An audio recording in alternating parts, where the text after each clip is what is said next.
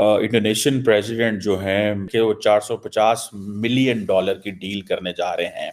भारत ने जब 5 अरब 50 करोड़ डॉलर के 5 मिसाइल सिस्टम्स के लिए रूस से मुआहदे किए थे, तो भारत ने अमेरिका को ये मैसेज दिया था कि भारत को चीन से खतरे के मुकाबले के लिए इस सिस्टम की ज़रूरत है। पाकिस्तान जैसे ममालिक में बहुत तशवीश पाई जाती है जब भी बाहर इस किस्म की कोई डेवलपमेंट एक अहम डेवलपमेंट है। ज़ाहिर है दुनिया बदल चुकी है और बड़ी तेजी से बदल रही है।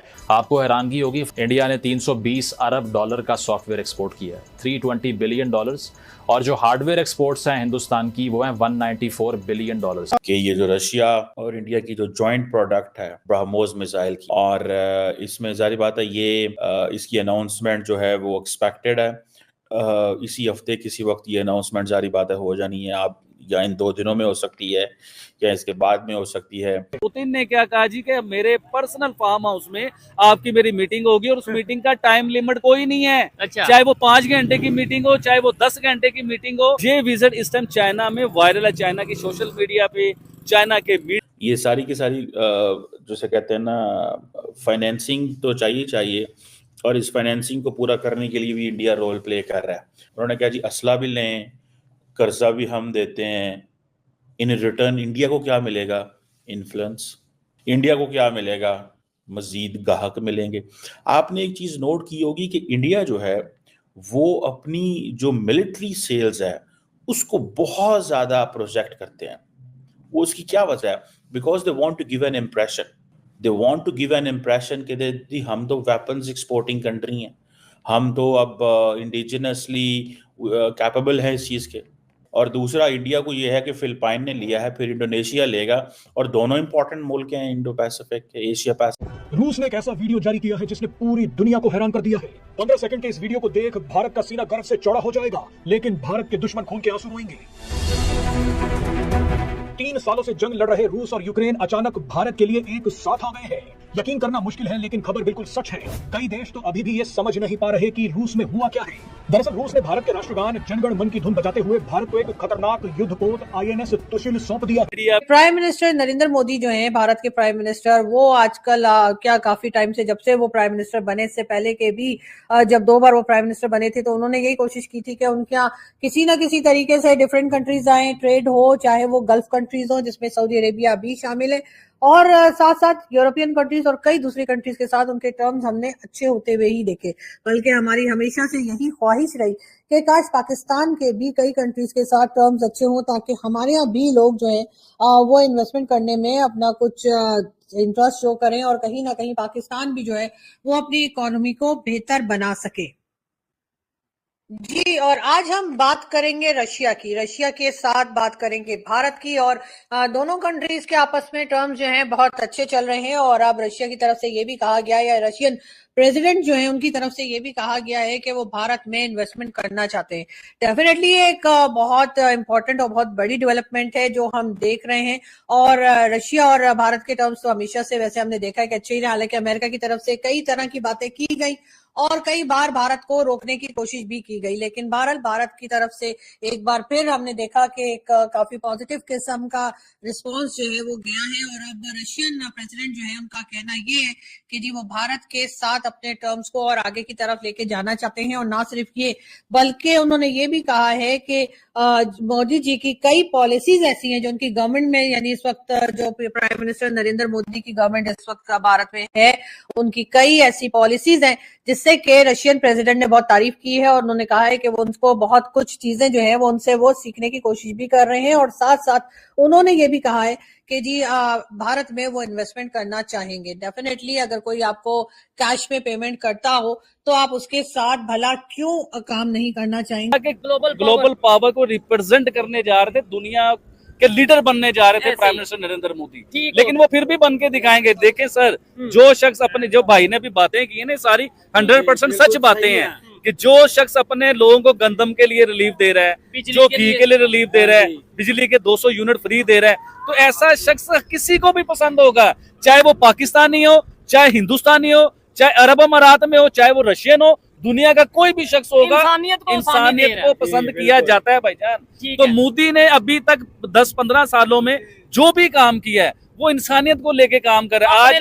आज वो रशिया में जाके मोदी साहब बैठे हुए हैं। क्यों बैठे हुए हैं? हजारों लाखों लोगों की जानें बचाने के लिए बैठे हुए हैं और अपने मुल्क को फायदा देने के लिए बैठे हुए हैं। रशिया की क्योंकि इस वक्त जो एक्टिव उनके जो टारगेट्स हैं वो तो सीरिया में हैं, यूक्रेन में हैं, और उनको अपने इसके लिए चाहिए वेपनरी। चाइना से भी बहुत कुछ वो ले रहे हैं और उनके पास अपना भी काफ़ी वेपन है। सो लेकिन ये अगर चीज़ होती है तो क्या India will be part of fanning the war between Russia और यूक्रेन? क्योंकि एक तबका तो ये कहता है जनाब कि जो इंडिया है वो रशिया से तेल खरीद के तो बेसिकली तो रशिया को तगड़ा कर रहा है।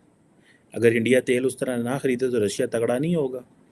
अच्छा मज़े, और दूसरी तरफ अगर आप ये देखें कि इंडिया जो है वो रशिया से तेल लेके आगे बेच रहा है, तो बात तो ये भी चल पड़ी है ना कि इंडिया की रिफाइनरियों से तेल न्यूयॉर्क और यूरोप पहुंच गए, ठीक है, तो ये, और वो सारा रशियन ऑयल है लेकिन महंगा बिक रहा है।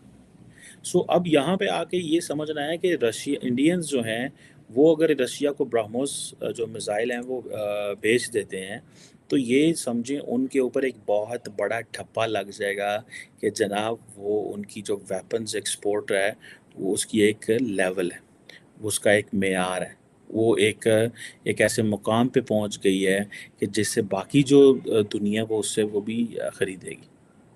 सो ये एंड देन वो जिसे कहते हैं ना, एंड देन उनका टैक्स को फ़ायदा होगा, उनके डिफेंस सेक्टर को फ़ायदा होगा। एक इंडो पैसिफिक में, अफ्रीका में जितने ममालिक हैं सारे इंडिया की तरफ लपकेंगे कि भाई हमें वेपन्स दो। ये पाकिस्तान के लिए बहुत इम्पॉर्टेंट डेवलपमेंट है इस सेंस में कि पाकिस्तान को एक थोड़ा खुल के खेलना चाहिए। पाकिस्तान ये है कि JF-17 थंडर के हम जो कॉन्ट्रैक्ट करते हैं वो सारे हैं छुप के करने हैं, कोई इधरों ना कोई वेख लै, कोई सज्जियों ना वेख लै, कोई खब्बियों ना वेख लै, इन्हों पता तो नहीं लगा, उन्होंने पता तो नहीं लगा, ठीक है। अर्जेंटीना और बरतानिया के अपने मसले थे, ठीक है जी, तो कहीं और सुनने में आया कि उस तरह वो जो डील है उस तरह वो नहीं पहुंच सकी।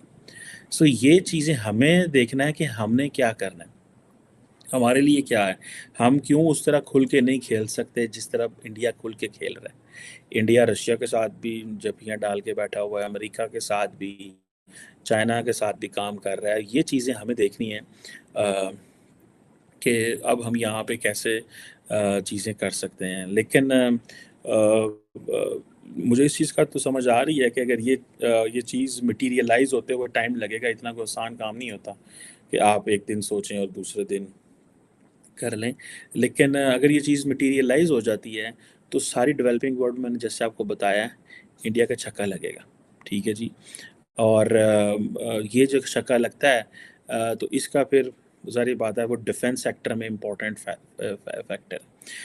एक तरफ से नेटो जो कुछ सुनने में आ रहा है कि जब से ये जंग हुई है कुछ 350 सवा 300 अरब डॉलर जो है वो इन्वेस्टमेंट कर चुका है यूक्रेन की वॉर के ऊपर। रशिया भी कुछ 9800 अरब डॉलर इस पर लगा चुका है। इंडिया जो है वो नेट बेनिफिशियरी है, रशिया से तेल लेगा, रशिया को वेपन्स बेचेगा। और अब प्रॉब्लम ये है कि वो जो रशिया के पास इंडियन करेंसी है वो वापस फिर इंडिया आ जाएगी, क्योंकि इंडिया अगर 18-19 मुल्कों के साथ जो है वो इंडियन करेंसी में काम कर रहा है। अभी वो अमारात के साथ जो है वो अपना मुआहदा तय करके आए हैं, तो ब्रह्मोस अगर इंडिया से रशिया जाएगा, ठीक है जनाब, तो वो जो पैसा है वो पैसा तो ऑलरेडी इंडिया के बैंकों में रशिया का पड़ा हुआ है। तो वो जो पैसा है वो इंडिया के अगर बैंकों में रशिया का पैसा पड़ा तो इसका मतलब है कि इंडिया का पैसा इंडिया में ही रह गया, ठीक है जनाब। तो रशिया को मिसाइल मिल गए, वहाँ से उन्होंने तेल भी ले लिया। अब रशिया के ऊपर फंसा भी हुआ है, उसको सारी बातें वेपन्स भी चाहिए, तो वो समझ रहे होंगे कि हम ये चीज़ें इनसे ले लें। और लेट्स से जिसे वो कहते हैं ना कि जिसे कहते हैं ना कि रशिया को ये है कि मेरी, अगर आपको याद होगा लेवरव साहब जब इंडिया आए थे रिसेंटली, तो आई थिंक किसी मीटिंग के लिए, G20 की मीटिंग के लिए जब आए थे, तो उन्होंने कहा था कि हमारे लिए मुश्किल है कि वो उस पैसे को हम कहाँ लगाएं। तो इसीलिए वो कह रहे हैं कि हम इस पैसे को कहीं ना कहीं पे इस्तेमाल कर देंगे। अब पाकिस्तान जो है उसने रशिया से तेल लिया है चाइनीज़ करेंसी में, सो डॉलर जो है वो नीचे जा रहा है बहुत तेज़ी से, and India is playing its role कि डॉलर को नीचे भेजें, क्योंकि जितना ज़्यादा आपको डॉलर चाहिए होता है आपकी करेंसी उतनी डी वैल्यू होती है। जैसे पाकिस्तान है, हमारे मुल्क में डॉलराइजेशन, डी डॉलराइजेशन जो है ये बहुत बड़ा ये मसला है, ठीक है ना जी। सो ये चीज़ें मैं समझता हूँ ज़रूर मौजूद है। रशिया की बेहतरीन जो दोस्ती है वो तो चाइना से है, ठीक है। जैसे पाकिस्तान चाइना के लिए कहता है ना जी, deeper than oceans and higher than Himalayas and sweeter than honey, तो ये उनके बारे में कहा जाता है कि शी